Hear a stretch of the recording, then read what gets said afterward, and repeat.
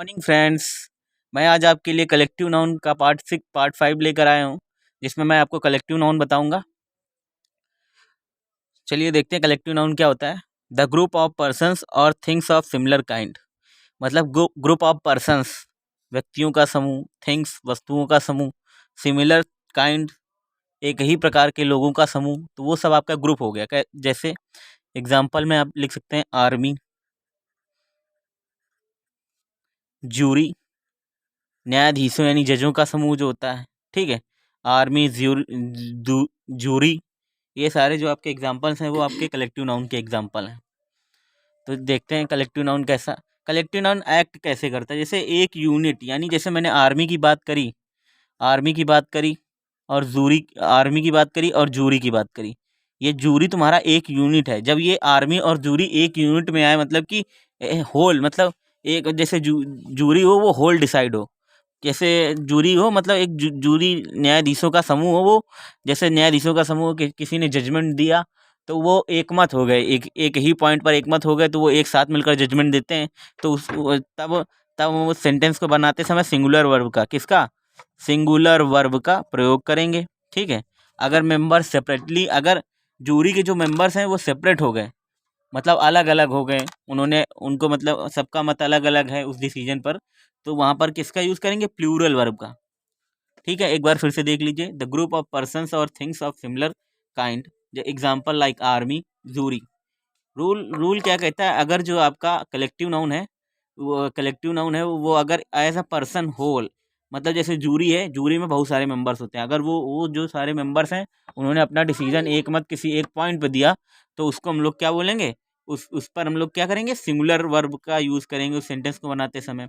Members separately, अगर उनके member separately हो गए, उनके मत समान नहीं है, या अलग अलग मेंबर की बात करिए, जैसे फैमिली।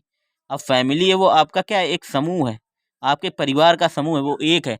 लेकिन अगर आपकी फैमिली को मान लो कहीं इनवाइट किया गया, तो लिख गया, जैसे आपके यहाँ कार्ड आता होगा घर पे, तो कार्ड पे लिखा होता होगा कि आपके पिताजी का नाम लिखा होगा, बगल में लिखा होगा सब परिवार, ठीक है। अगर आपके घर में चार चार भाई हैं, आपके पापा चार भाई हैं, चारों घर में अलग अलग कार्ड जाता है, तो वो सेपरेट हो गए, ठीक है। चलिए आगे देखते हैं। तो इनका जब जब जो है हमारा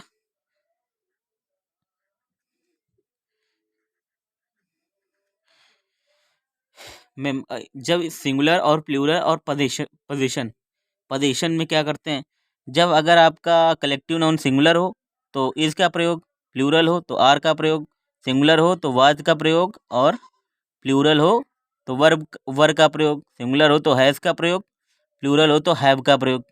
इतनी चीज़ आपको समझ में आ गई, प्लूरल हो तो हैव का प्रयोग। यहाँ पर एक पॉइंट इंपॉर्टेंट है, क्या क्या इंपॉर्टेंट है, कि पोजीशन है लेकिन सिंगुलर, और पोजीशन में भी सिंगुलर प्लूरल होता है। अगर आपका कलेक्टिव नाउन सिंगुलर है तो वहाँ पर पोजीशन में क्या यूज़ होगा, अपने की जगह। पोजीशन का मतलब क्या होता है, अपने की जो मीनिंग आती है, इट्स का प्रयोग होता है। और अगर पोजीशन अगर प्लूरल है तो देयर का प्रयोग होगा, किसका प्रयोग होगा, देयर का। समझ में आई बात, इतनी चीज़ समझ में आई। तो मैंने इसको शॉर्ट करने के लिए ये लिख दिया है कि collective noun as a one unit में सिंगुलर वर्ब, और मेंबर्स अगर सेपरेटली हो तो प्लूरल वर्ब। चलिए इसका यूज़ दिखाते हैं। चलिए देखिए, एग्जाम्पल है, the family was invited to the party. अब यहाँ पर क्या हो रहा है कि द फैमिली, फैमिली एक होल यूनिट की बात करी जा रही। फैमिली में आपके जितने भी सदस्य हैं, जैसे आपके घर में मम्मी है, पापा हैं, पापा हैं, भाई बहन हैं, तो ये अगर आप चार लोग हैं तो आप लोग एक साथ जाएंगे ना, तो वो होल यूनिट की बात करी जा रही। जब होल यूनिट की बात करी जाएगी तो सिंगुलर वर्ब का प्रयोग होगा, किसका, सिंगुलर वर्ब का। अब जैसे यहाँ पर मैंने बताया था कि द जूरी गेव वर्डिक्ट। अब जूरी की बात करी जा रही, तो जूरी क्या कर रही है, अपना वर्डिक्ट क्या कर रही है, वर्डिक्ट। जूरी में मान लो एक जूरी जूरी है तो उसमें चार मेंबर हैं। जूरी का मतलब न्यायाधीशों का जो समूह होता है उसे जूरी कहते हैं।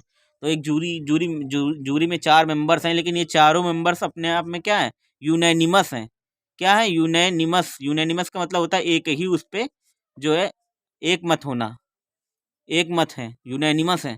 तो क्या हुआ, तो यहाँ पर क्या करेंगे, पोजीशन में मैंने क्या बताया था, यहाँ पर मैंने पोजीशन में क्या बताया था, पोजीशन में बताया था अगर यूनैनिमस है, अगर एक ही मतलब एक यूनिट के उस पर अर्थ आ रहा है, तो उस अपने की मीनिंग क्या होगी, इट्स। तो यहाँ पर क्या आएगा, इट्स, क्या आएगा, इट्स वर्डिक्ट। जूरी अपने वर्डिक्ट पे जो है यूनैनिमस है। अब यहाँ पर अलग अलग, अब जैसे jury left, left seats at union, देखो अब इसमें क्या करें, जूरी है, जूरी में अलग अलग मेंबर्स होंगे, तो अब अलग अलग मेंबर अपनी अलग अलग सीट छोड़ेंगे, तो इसमें क्या होगा, इट्स की जगह क्या यूज़ होगा, देयर का यूज़ होगा। बात आई समझ में? आप लोगों को बात क्लियर हुई कि नहीं? तो आज का वीडियो कैसा लगा कमेंट जरूर करिएगा, और मेरे चैनल को सब्सक्राइब करिए, ताकि आप सबका प्यार हमें मिलता रहे और ऐसे ही प्यार हमारे ऊपर दिखाते रहिएगा। तो हमारे हमारे चैनल अभी स्टडी, हमने आज से इस चैनल का नाम लिखा है अभी स्टडी, क्योंकि रखा है अभी स्टडी, क्योंकि मेरा नाम अभिषेक है, तो मैंने इसे अभी स्टडी के नाम से रखा है। और आप चिंतित मत होइएगा या चिंता मत करिएगा कभी भी, मतलब टेंशन मत लीजिएगा दिमाग में कि मैं केवल इंग्लिश ही पढ़ाऊँगा। मैं इंग्लिश, जीएस एंड मैथ्स तीनों सब्जेक्ट में कवर करने वाला हूँ। इवन मैं इंटर की भी मैथ्स इस चैनल में कवर करूँगा, कि इंटर के जो बच्चे हैं उनकी भी मैथ्स इस चैनल में कवर करूँगा। अब कंपटीशन की तो मैथ्स कवर करनी है, क्योंकि ये कंपटीशन का ही चैनल है। अगर आपको मेरे वीडियो अच्छे लगते हो तो कृपया करके लाइक, शेयर और सब्सक्राइब जरूर करिएगा। Thank you for my watching my video.